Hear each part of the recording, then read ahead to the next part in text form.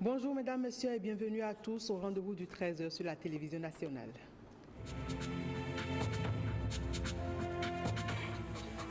Les droits de l'homme à l'ère de la rupture. Le sujet était en débat lors de la célébration du premier anniversaire du forum thématique Droits humains Bénin.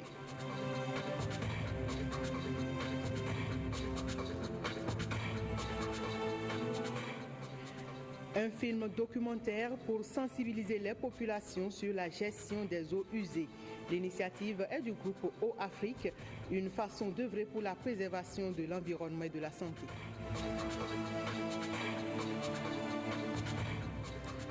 Kalamoulaye enrichit le monde discographique béninois d'un nouvel album, le 4e à son actif. Il l'a fait découvrir à Parakou.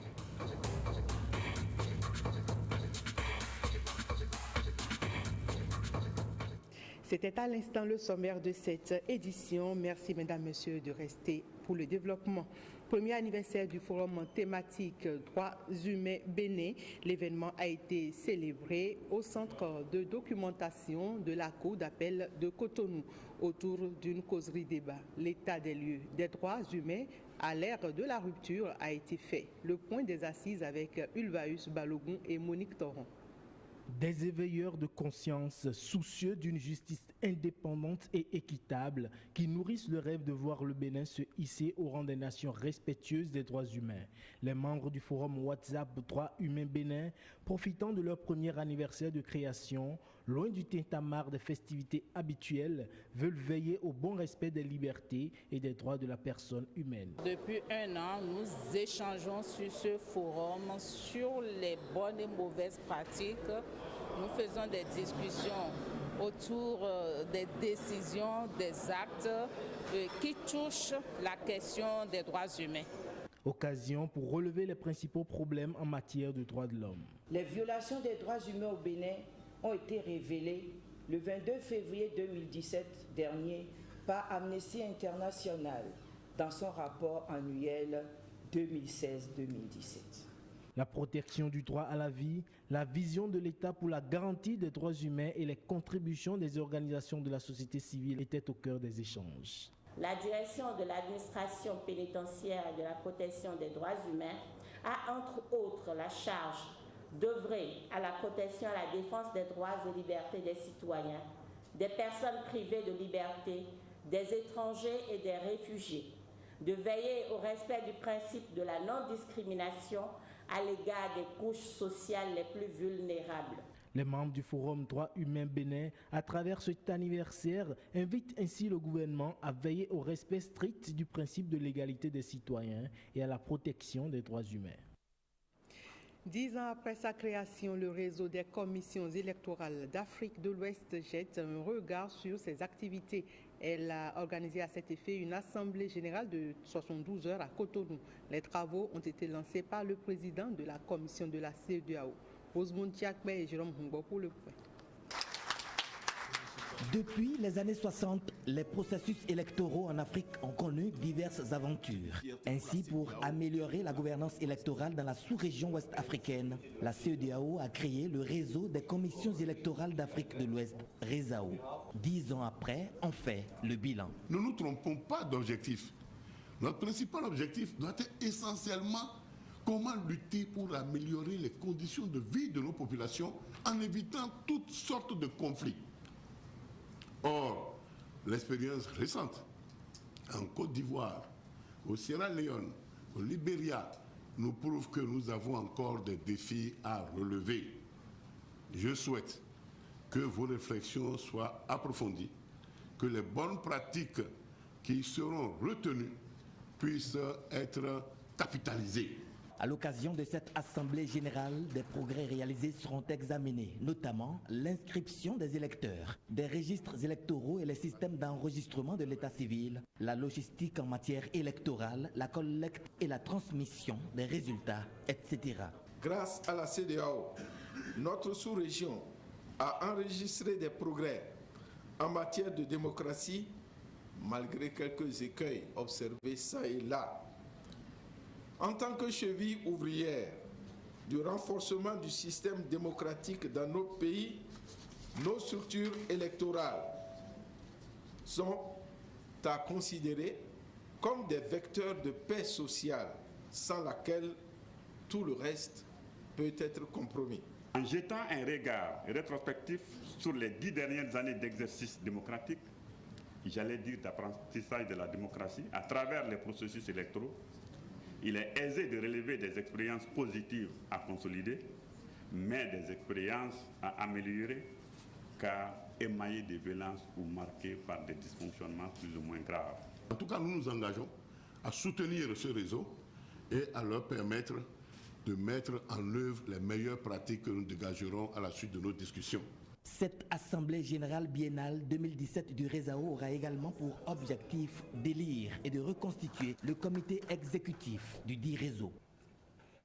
Le député de la 11e circonscription électorale, Pascal Essou, a rencontré ses mandants le dimanche dernier. L'élu a entretenu ses populations au sujet du projet de révision de la Constitution.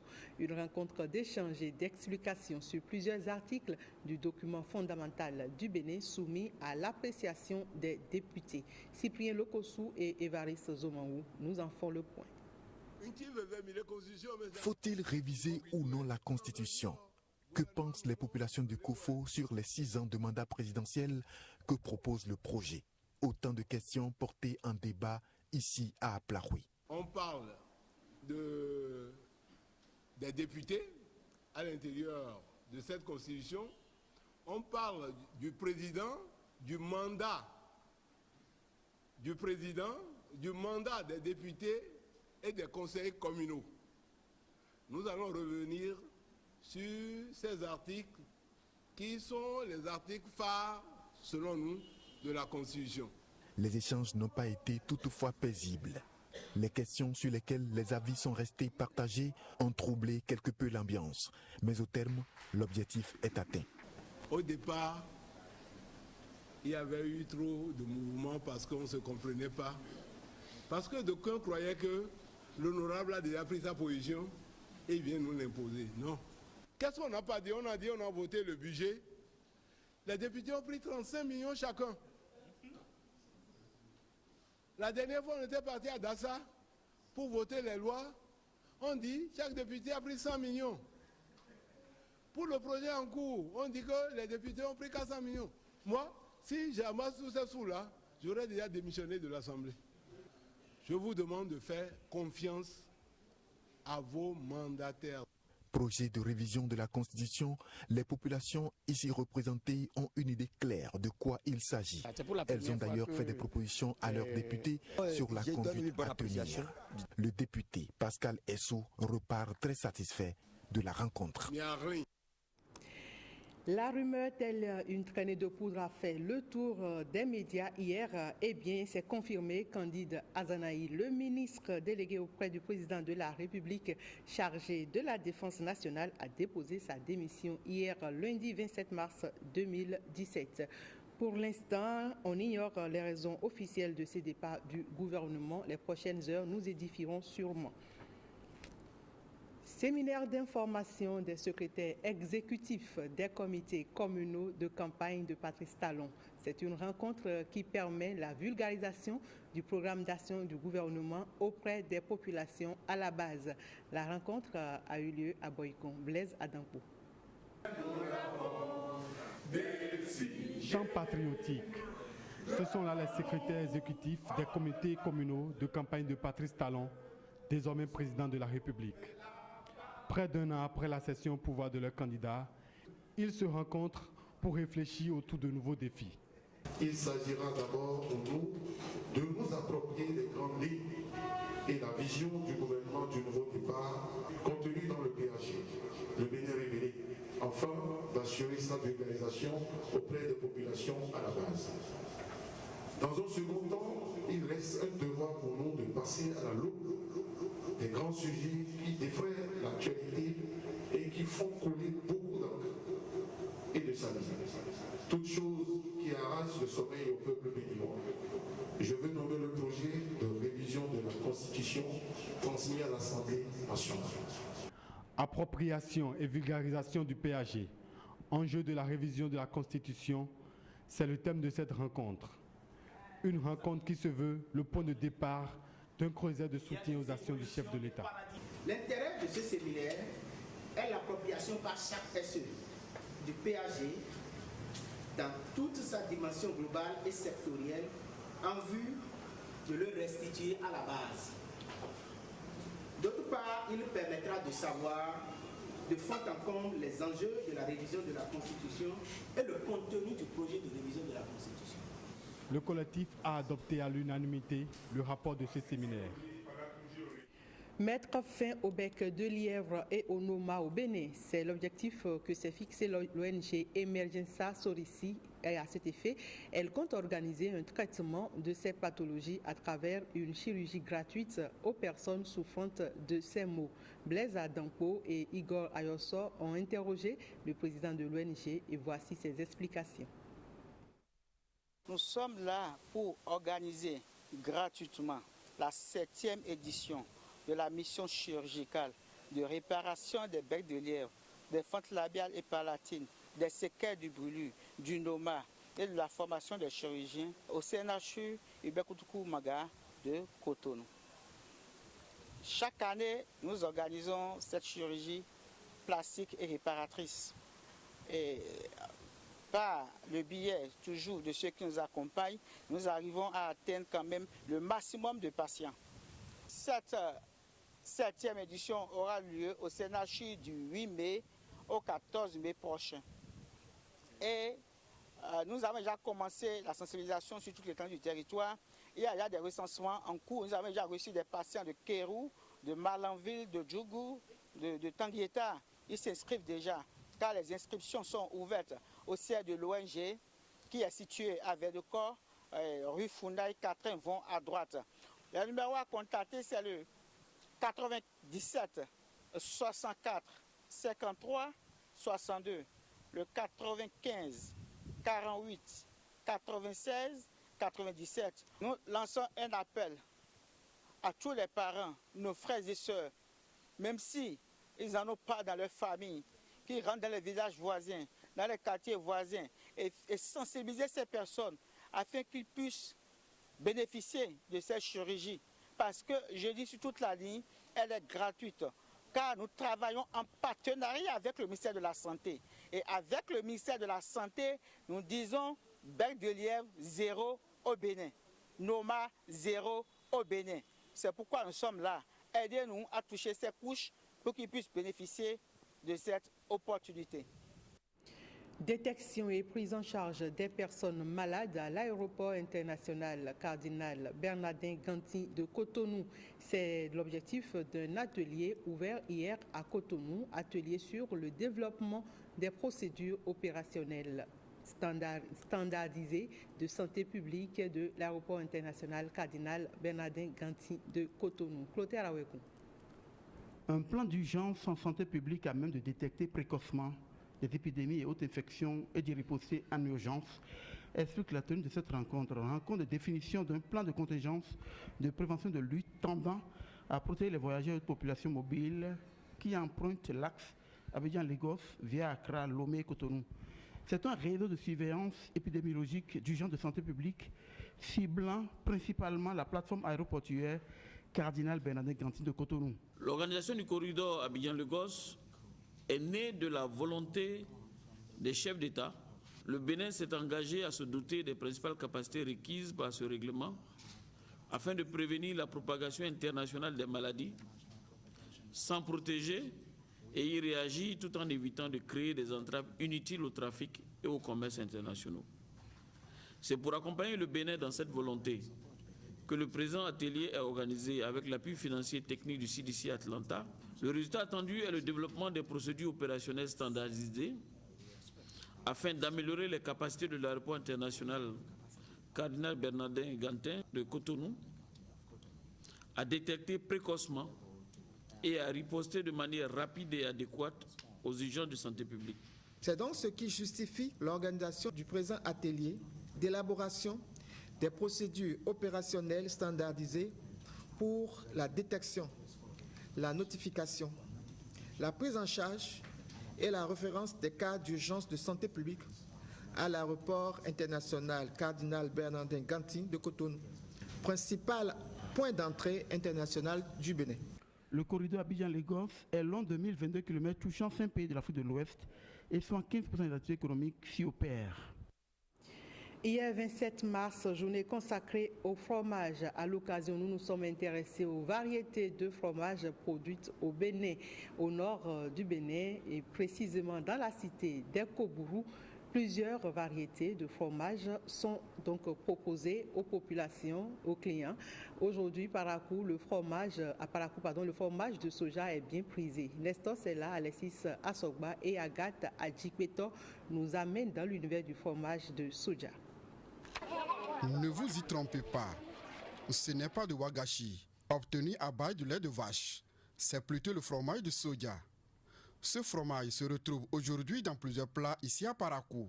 Je mange wasasa et soja et wake et makani. Je mange le fromage de soja parce que ça donne le sang et la santé. Je prends le fromage de soja parce que c'est moins cher et ça contient beaucoup de vitamines. Moi, je n'ai pas l'habitude de prendre le fromage de soja parce que c'est trop riche pour moi. Je mange fromage soja, c'est doux. Soja là, c'est bon avec wake. Je vends wake avec soja. Comme je vends soja là, parce que soja est bon à manger, ça a de vitamines. C'est pour ça qu'on vend ça. Ça donne du sang et c'est bon pour la santé aussi. Le fromage de soja est devenu populaire, principalement en raison des avantages qu'il procure. Le fromage de soja, est un aliment riche en fibres et en acides gras polyinsaturés, ce qui aide à réduire le taux de cholestérol dans l'organisme. Le soja contient aussi des isoflavones qui sont très bénéfiques pour le cœur. Le soja, très riche en calcium et surtout en vitamine E.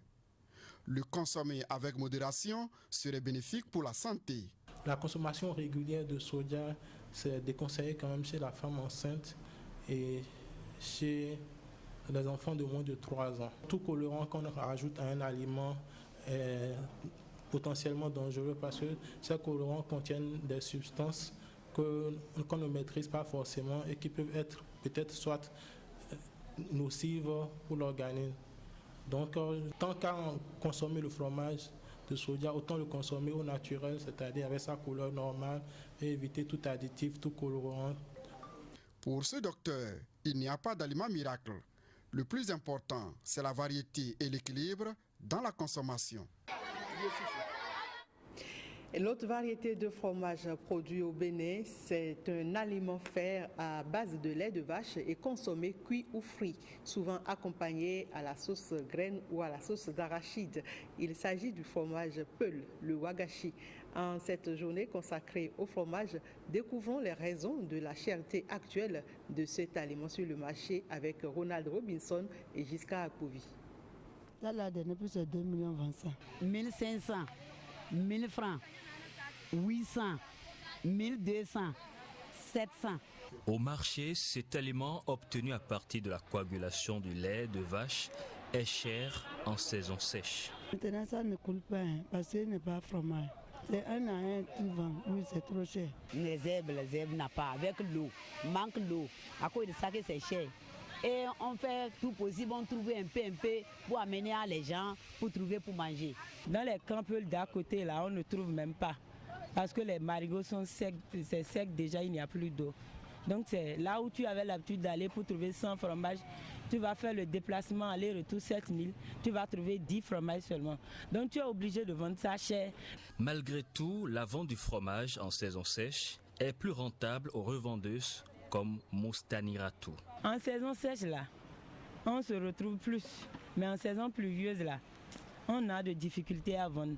Parce qu'on trouve beaucoup de fromage et ça n'arrive pas vite fini.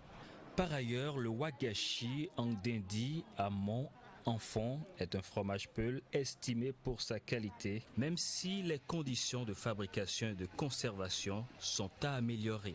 Quand on ferme avec sachet là, ça rentre dedans et ça continue pas à nous embêter. On essaie de prendre l'huile d'arachide là et on passe dessus et là les mouches ne se posent plus.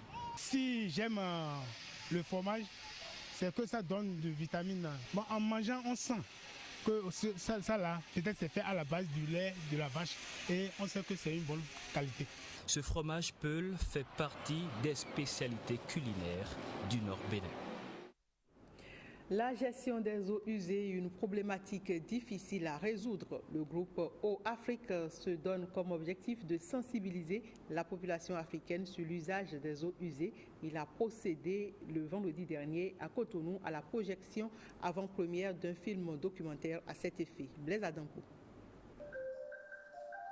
Ce film documentaire de 26 minutes présente la situation de la gestion des eaux usées en Afrique de l'Ouest et en Afrique centrale.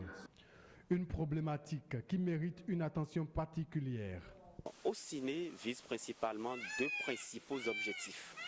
Premièrement, c'est de révéler tout ce qui est talent audiovisuel en Afrique.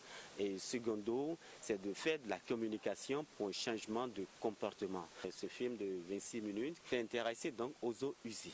Descente en eau usée, c'est le titre de ce film tête d'affiche de Ocine, dont la première production a été faite en présence des autorités et des partenaires. Nous sommes très contents, très fiers d'être associés au Festival panafricain de films documentaires 100% eau. Cette initiative qui nous place au cœur des préoccupations du gouvernement, notamment dans un secteur qui nous est très cher, c'est l'eau. Il faut savoir que ce festival du film se veut un espace de sensibilisation et d'échange sur toutes les dimensions de la gestion des eaux usées, puisque c'est le thème de cette journée mondiale de l'eau 2017. Cette production sera diffusée dans les 77 communes du Bénin et dans 20 pays africains. De quoi faire prendre conscience les décideurs de l'usage de la gestion des eaux usées en Afrique. À l'occasion de la journée mondiale, la 55e édition de la journée mondiale du théâtre, c'était hier le 27 mars. C'est Isabelle Huppert, officier de l'Ordre national du mérite et commandeur dans l'Ordre des arts et des lettres, qui a adressé le message officiel pour reconnaître le mérite des différents acteurs.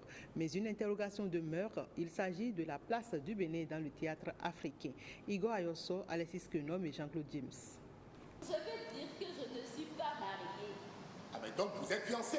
Mais il est bête comme un caillou. Il faut d'abord se marier avant de se fiancer, non? Enfants ou adultes, ces comédiens ont un objectif, tenir en haleine le public. Nous sommes dans le monde du théâtre, un art à la fois de la représentation d'un drame ou d'une comédie qui est au devant de la scène dans toutes les capitales du monde ce jour. Le théâtre, c'est ça qui unit les peuples. Le théâtre est comme le football. Parce que le théâtre, ça vous permet de sortir de vos ennuis. Donc ce n'est pas seulement le divertissement, ça règle beaucoup de problèmes. Le 27 mars est fait journée mondiale de théâtre.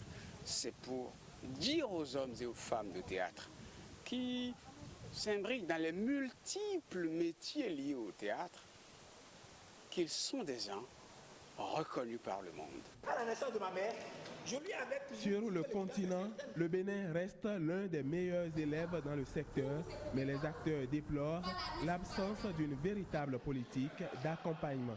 Sur le plan africain, pour avoir déjà fondé et pour être en train de gérer, de promouvoir le Festival international de théâtre du Bénin, le Bénin a fait un pas substantiel que de choisir le théâtre comme espace de visibilisation de cette nation, comme une diplomatie culturelle à mener. Et depuis 25-26 ans, ce festival a accueilli pratiquement toutes les nationalités.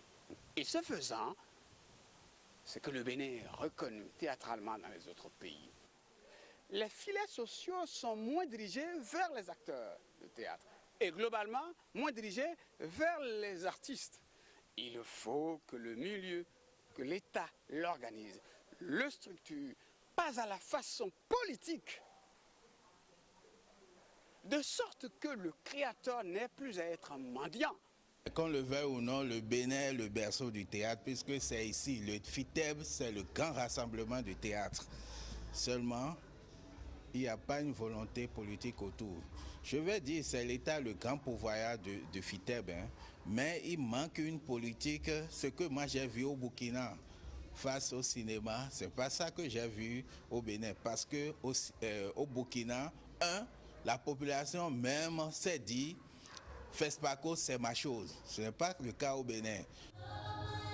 En attendant cette effectivité, ces professionnels de la scène continuent d'éveiller les consciences pour un réel développement durable du Bénin. Restons un instant dans l'univers du théâtre au Bénin. Le théâtre béninois en plein 21e siècle respecte-t-il les règles en la matière? Quel est son apport dans le développement socio-culturel? De quoi a-t-il besoin pour mieux jouer sa partition dans la société? Autant de questions qui trouveront leur réponse dans ce reportage que nous propose William Tchoki. Tout a commencé sur les parvis des églises au Moyen-Âge pour le théâtre gréco-romain.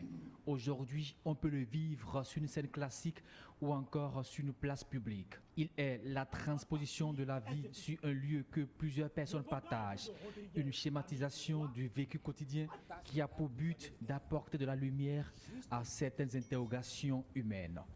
Vous devez sortir du théâtre dans un autre état que vous y êtes entré. Soit vous y avez réglé vos problèmes, soit vous avez trouvé une solution en assistant à une pièce de théâtre, vous avez trouvé les solutions à des questionnements que vous avez dans la vie courante. Là-dedans, vous avez l'éducation, vous avez la formation, vous avez l'information, vous avez l'histoire que vous apportez aux gens, vous avez l'imaginaire qui se projette. Vous faites voyager les gens, ils vivent le rêve. Tout cela dans une œuvre. Et pour jouer cet important rôle, le théâtre doit remplir certains critères. Les conventions sont connues, c'est dans les livres, c'est dans les universités, mais il faut les assimiler, les comprendre pour justement les dépasser. Quand vous vous appropriez correctement, entre guillemets, de ces conventions, c'est que vous vous apprêtez à marcher sur ces conventions-là. Parce que le créateur n'existe pas sans sa liberté de transcender. Le théâtre permet d'ouvrir le sens de l'imagination et de l'anticipation. Certains de ces acteurs plaident même pour son insertion dans le système éducatif béninois. Mettre en place un système qui réintroduise dans nos écoles l'enseignement des activités artistiques, toutes disciplines confondues. Parce que vous ouvrez l'imaginaire des gens, vous formez les gens, les esprits. C'est autre chose que d'aller chercher des diplômes pour venir s'asseoir dans l'administration. Le théâtre, lieu de convergence, de savoir-faire et de créativité, a certainement de beaux jours devant lui au Bénin, mais cela dépend en grande partie de ses animateurs, les comédiens et autres metteurs en scène. Et de la musique pour finir, l'univers artistique béninois s'enrichit d'un nouvel album. Kalamoulaye, le phénomène du septentrion, ex-membre du Ballet national du Bénin et ancien membre du groupe Les Frères de Sang, vient de sortir son 4e album. Le lancement a eu lieu le samedi dernier à Parakou. Docas Tito et Olviga Messan pour le reportage.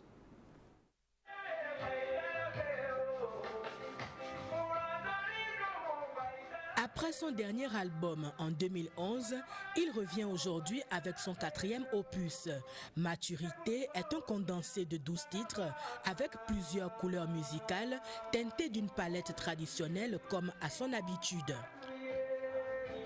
Je me suis dit que j'ai réalisé en partie mon rêve et qu'il fallait quand même exprimer ça au Dieu en lui montrant que j'étais quand même satisfait du niveau où je suis, c'est pour ça qu'il y a dit maturité. J'ai appelé les cadres de Barotem de revenir à leur source, de bien entretenir la Gani, c'est notre identité.